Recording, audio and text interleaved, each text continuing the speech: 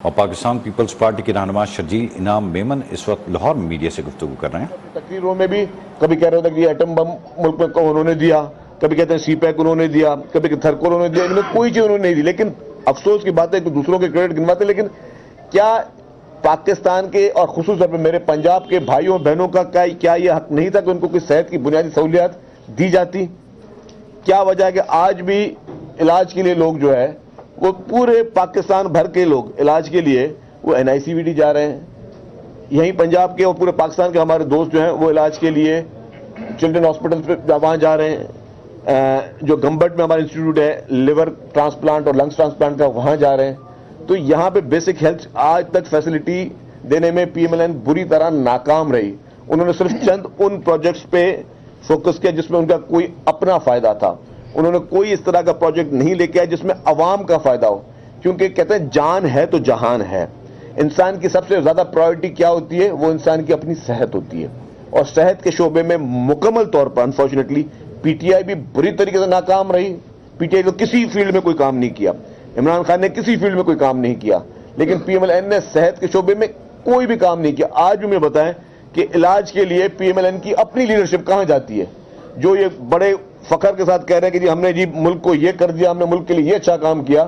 آج بھی ان کے تمام لوگ علاج کے لیے بیرون ملک جاتے ہیں، جبکہ ہمارے پاس حال یہ ہے کہ مجھے خود اگر اسٹنٹ ڈلے، مجھے خود سیویئر ہارٹ اٹیک ہوا تو میں حیدرآباد کے NICVD میں رات کو 4:30 بجے گیا کہ مجھے پتا تھا میری سرکاری ہاسپٹل میرا علاج کر سکتی ہے۔ کیا PMLN کی لیڈرشپ کسی سرکاری ہاسپٹل میں اپنا علاج کروا سکتی ہے؟ نہیں کروا سکتی، کیونکہ ان کی وہ پرائورٹی نہیں ہے۔ اگر آپ کو خدا نے اتنا کچھ دیا ہے، آپ اپنے بخار کے لیے بھی باہر جا سکتے ہیں، تو غریب عوام کے لیے کون سوچے گا؟ غریب عوام کو صحت کی سہولیات کون دے گا؟ غریب عوام کے لیے ساری چیزیں کون دیکھے گا؟ اس کے ساتھ ساتھ ہمارے پارٹی کے دوستوں نے بتایا، ذوالفقار علی بھٹو صاحب بیٹھے ہیں، باقی میڈم نایاب بیٹھی ہیں اور سارے لوگ یہاں کھڑے ہوئے ہیں۔ یہاں پہ پیپلز پارٹی نے اپنی کیمپین کے لیے جو بھی پرنٹنگ مٹیریل لگایا، جہاں پہ بھی لگایا وہاں پہ وہ مٹیریل اتارا گیا۔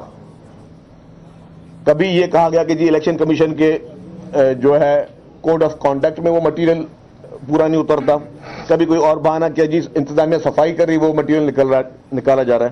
اور آپ جا کے دیکھیں کہ PMLN کا اپنا مٹیریل الیکشن کمیشن کی کوڈ آف کنڈکٹ کی وائلیشن کے باوجود لگا ہوا ہے پنجاب میں۔ یہ جتنے میرے صحافی بھائی یہ جا کے آپ اس کو غوثہ، میں غلط بیان نہیں کر رہا ہوں، کوئی سیاسی بیان دے رہا ہوں، آپ جا کے دیکھیں PMLN کے وہ اس طرح کے سارے مٹیریل لگے ہوئے ہیں۔ تو میں الیکشن کمیشن سے ایک معتبانہ گزارش کر رہا ہوں، ہم پولیٹیکل پارٹی ہیں، پاکستان کے قیام سے لے کے آج دن تک پاکستان کو آئین دینے والی پارٹی، پاکستان کو ایٹمی طاقت دینے والی پارٹی ہیں۔ ہم کوئی پولیٹیکل پارٹی نہیں ہے جو کہ حادثاتی طور پر لوگ لیڈر بنے یا چور دروازے سے لیڈر بنے۔ ہمارے ساتھ کسی بھی قسم کی کوئی زیادتی برداشت نہیں کی جائے گی۔ جو بھی رویہ ہو وہ تمام جماعتوں کے ساتھ ایک جیسا ہونا چاہیے۔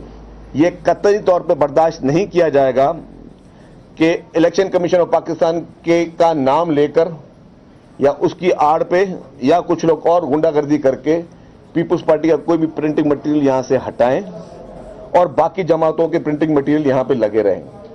اگر جو پالیسی ہوگی وہ ساری پولیٹیکل پارٹیز کے لیے ایک پالیسی ہوگی۔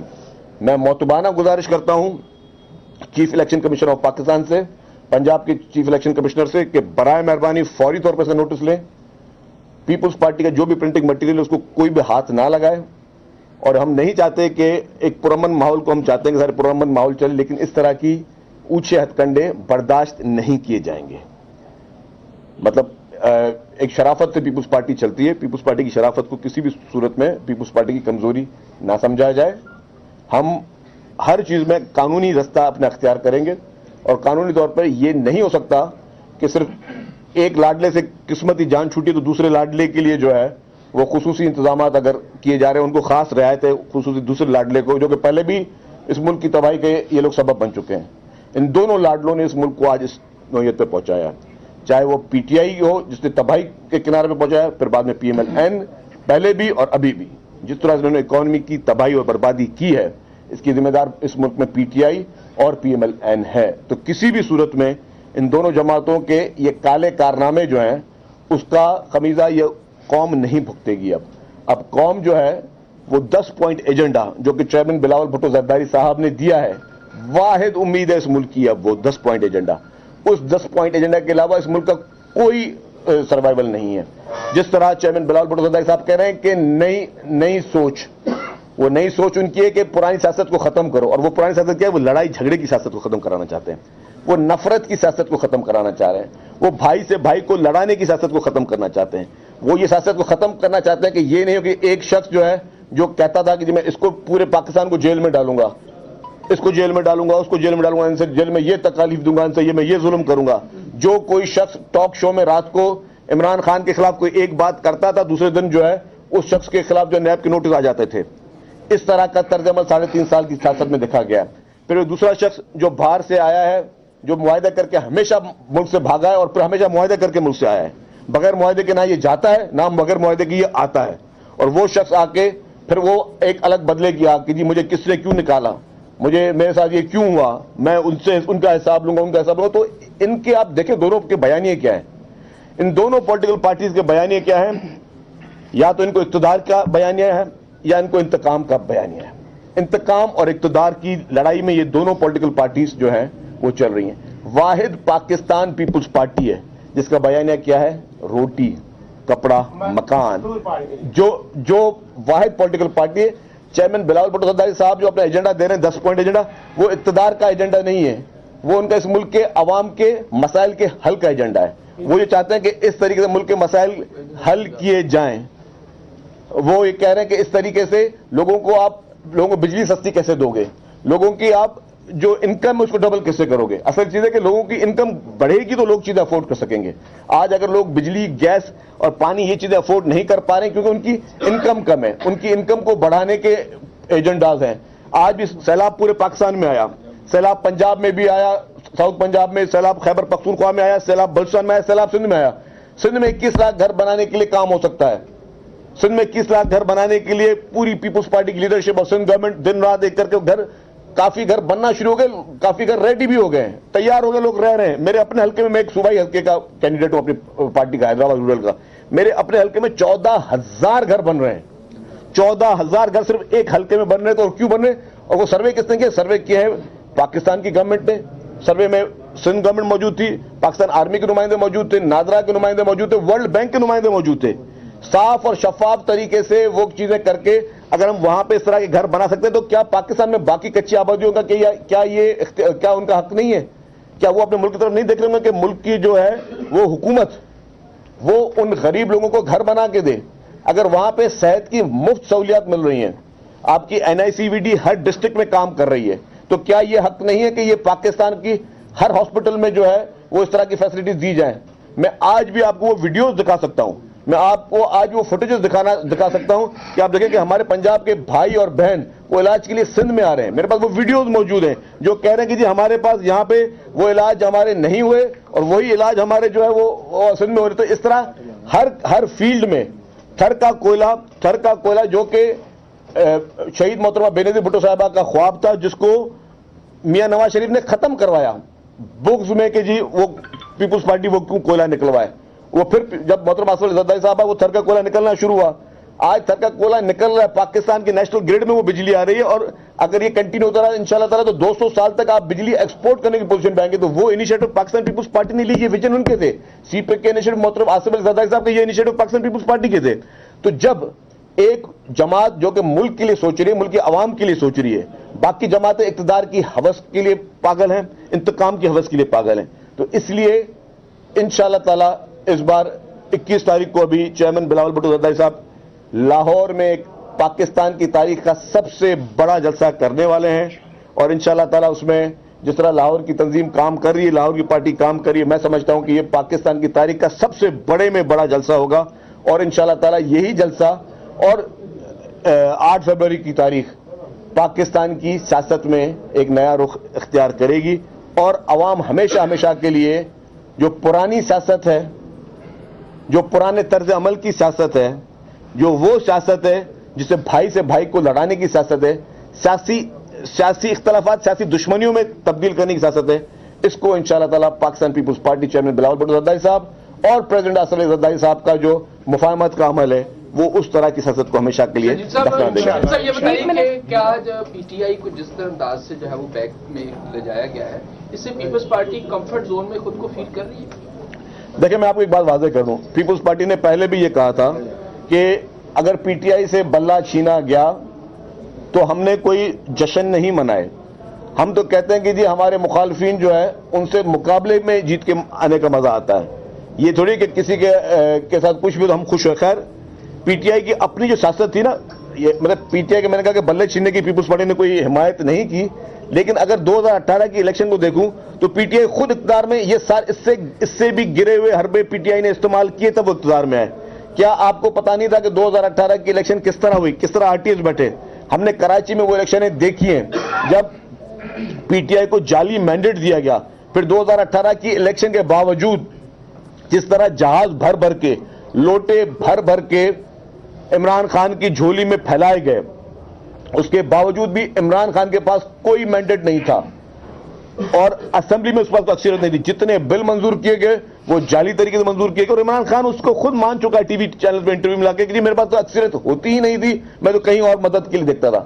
تو ایک جعلی مینڈیٹ کے ساتھ ایک جعلی لیڈر عمران خان اس قوم کے اوپر، اس ملک کے اوپر تھوپا گیا، جو کہ میں سمجھتا ہوں پاکستان کی تاریخ کا بدترین ایکسپیریمنٹ تھا.